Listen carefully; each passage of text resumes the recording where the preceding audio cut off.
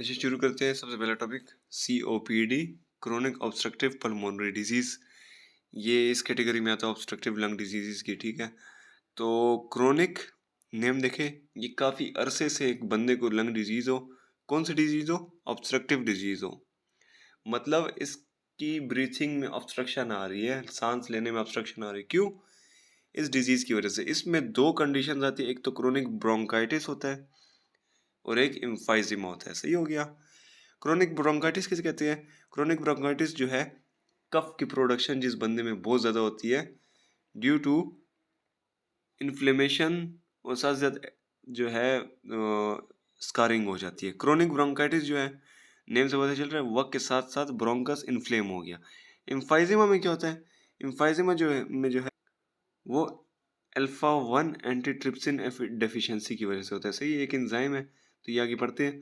तो एम्फाइजिमा में जब इसकी डेफिशिएंसी हो जाती है तो डिस्ट्रक्शन ऑफ एल्वेओलर वॉल हो जाती है, जिसकी वजह से वो इलास्टिसिटी लंग्स की ख़त्म हो जाती है और डायलेट हो जाती है।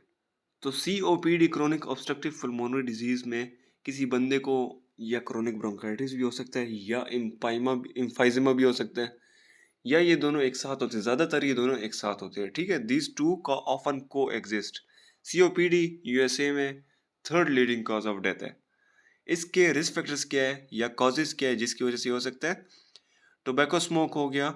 इन्वायरमेंटल फैक्टर्स में भी सेकंड हैंड स्मोक, मतलब एक बंदा सिगरेट पी रहा है, उसका जो दूसरा बैठा हुआ है वो भी स्मोकिंग इनहेल कर रहा है, उधर बैठा हुआ है ना, तो वो सेकंड हैंड स्मोक हो सकता है।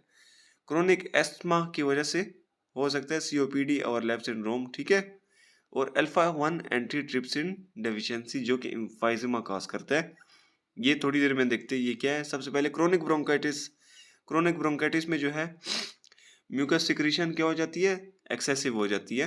अच्छा, इसका एक जो है, एक चीज जो इसमें देख, वो ये है कि जो कफ लास्ट करता है वो एक, लेट सपोज पहले साल में 3 मंथ्स रहा है, दूसरे साल में भी फिर से होना चाहिए उसे 3 मंथ्स के लिए। तो 2 ईयर्स में कंसेक्टिवली 3-3 मंथ के लिए हो या इससे ज़्यादा हो तो इसको क्रोनिक ब्रोंकाइटिस कंसिडर किया जाएगा। सही है। क्रोनिक ब्रोंकाइटिस में क्या होता है? एक्सेसिव म्यूकस प्रोडक्शन होती है, इसके साथ साथ इन्फ्लेमेशन और स्कारिंग भी हो जाती है एयरवेज की। सही हो गया।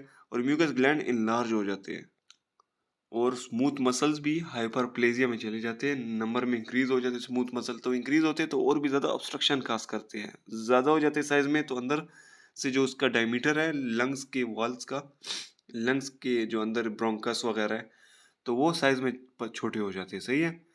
तो एम्फाइजिमा, आप देखिए एम्फाइजिमा में क्या होता है? तो एक तो हमने पढ़ा कि अल्फा 1 एंटीट्रिप्सिन डेफिशिएंसी की वजह से, दूसरा स्मोकिंग की वजह से भी हो सकता है। कैसे? सबसे पहले पता होना चाहिए कि हमारी लंग्स इलास्टिक होती है। क्यों? इसमें इलास्टिक प्रोटीन्स होते हैं। सही हो गया। उसकी ब्रेक डाउन भी नॉर्मली बॉडी में हो सकती है।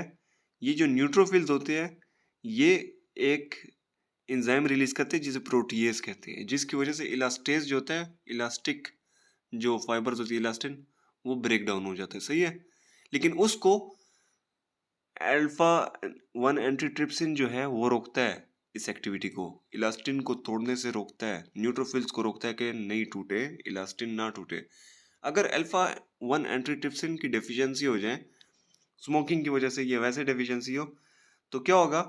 अल्फा 1 एंटीट्रिप्सिन तो नहीं होगा, तो इसकी एक्टिविटी को कोई रोकेगा नहीं, तो इलास्टिन प्रोटीन जो है वो उसमें डैमेज होते जाएंगे, लंग्स जो है, एल्वेओलर वॉल्स जो है वो डैमेज होती जाएगी, और क्या होगा? इलास्टिसिटी लंग्स की ख़त्म हो जाएगी। सही हो गया। तो ये मेन रीज़न है टोबैको स्मोक विकास कर सकता है। ये इसके जो न्यूट्रोफिल्स है ये इसकी मिकदार को बढ़ा सकते हैं, और मैक्रोफेजेस जो है वो अल्फा 1 एंटीट्रिप्सिन को भी ख़त्म कर सकते हैं, जिसकी वजह से और भी ज़्यादा डिस्ट्रक्शन हो सकती है। अच्छा, ये दो किस्म के इसमें होते हैं, सेंट्री लोब्यूलर और पैन लोब्यूलर। वैसे जनरल इन्फॉर्मेशन के लिए, सेंट्री लोब्यूलर मतलब दरमियान से सेंटर को इन्वॉल्व कर रहा है। तो स्मोकिंग जब हम करते हैं, स्मोकिंग धुआं अंदर लेकर जा रहे हैं स्मोक का, तो वो अंदर लंग्स के पहले दरमियान में होता है ना, तो अंदर वाला रीजन इसमें ज़्यादा इन्वॉल्व होते हैं एम्फाइजिमा में।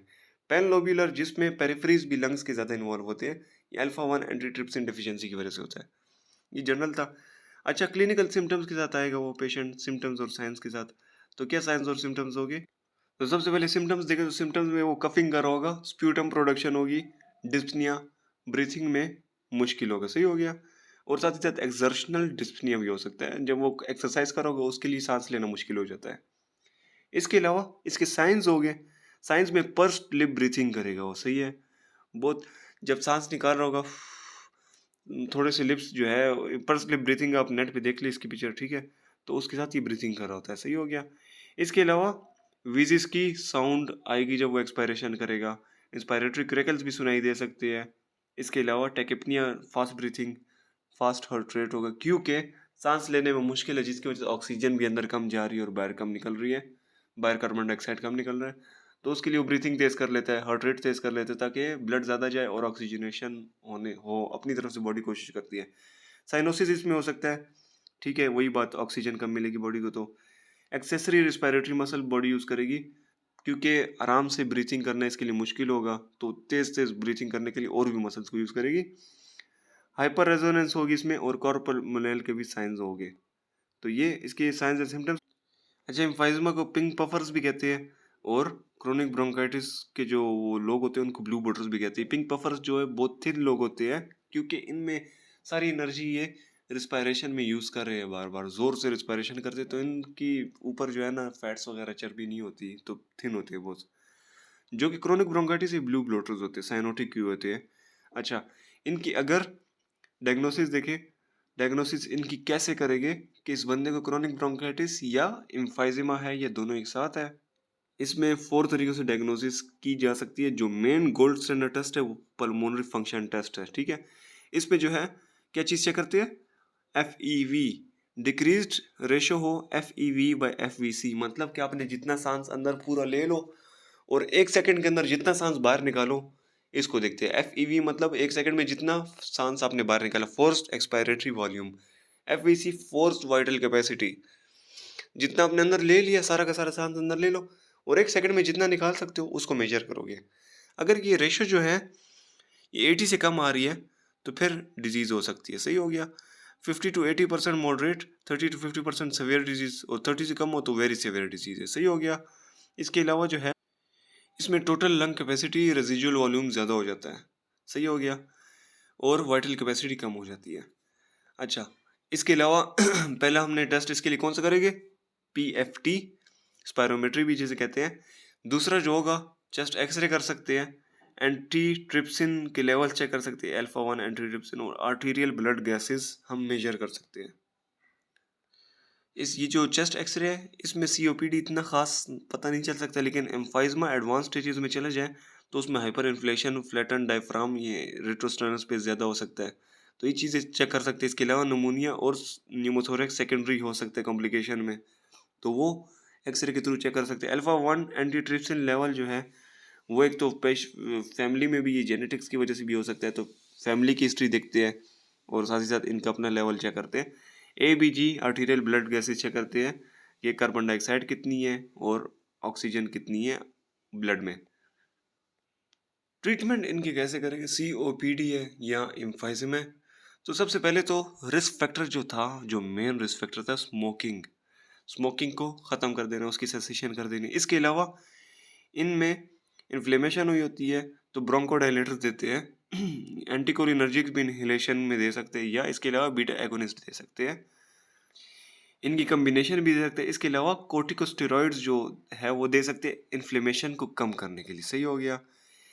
थियोफिलिन जो है वो भी ब्रोंकोडायलेटर है, वो भी दे सकते हैं, और फॉस्फोडाइस्ट्रेस 4 इनहिबिटर जो है वो भी दे सकते हैं, जो कि क्या करता है, इन्फ्लेमेशन को कम करता है और स्मूथ मसल रिलैक्सेशन करता है।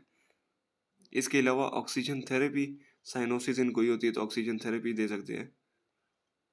इसके अलावा पल्मोनरी रिहेबिलिटेशन, ऐसे पेशेंट्स को जो है एजुकेशन, एक्सरसाइज और फिजियोथेरेपी भी देते हैं, ताकि उनकी रिहेबिलिटेशन हो सके, पल्मोनरी वो क्वालिटी ऑफ लाइफ इंप्रूव करने की कोशिश करते हैं फिजियोथेरेपिस्ट। वैक्सीनेशन इनको वैसे देते हैं ताकि इनको मसले ना हो। इसके अलावा एंटीबायोटिक्स दे सकते हैं अगर एक्यूट एक्सेसरबेशन हो, एकदम से कफ हो रही, सब कुछ ज़्यादा हो जाए। सर्जरी भी कर सकते हैं, सर्जरी में लंग रिसेक्शन या लंग ट्रांसप्लांटेशन कर सकते हैं। इसके बाद इन्होंने बताया कि एक्यूट एक्सेसरबेशन हो तो उसमें क्या होता है, हाई रिस्क ऑफ एक्सेसरबेशन हो तो उसमें क्या चीज़ें दे सकते हैं, तो ये अगर देखना हो आप लोग देख ले।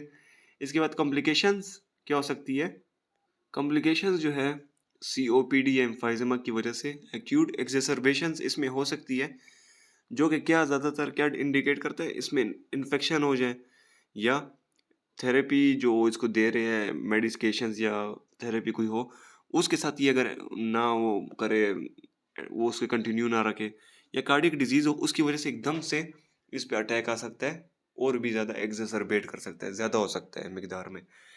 इसके अलावा पॉलीसाइथीमिया इसमें हो जाता है सेकेंडरीली। क्यों? क्योंकि ऑक्सीजन कम मिल रही है तो बॉडी जो है ब्लड सेल ज़्यादा बनाना शुरू कर देती है, तो पॉलीसाइथीमिया हो जाती है। इसके अलावा पल्मोनरी हाइपरटेंशन भी हो सकती है और कॉर्ड पल्मोनल भी हो सकता है लॉन्ग स्टैंडिंग पेशेंट्स में, जिनमें काफ़ी सवेयर हो जाए डिजीज़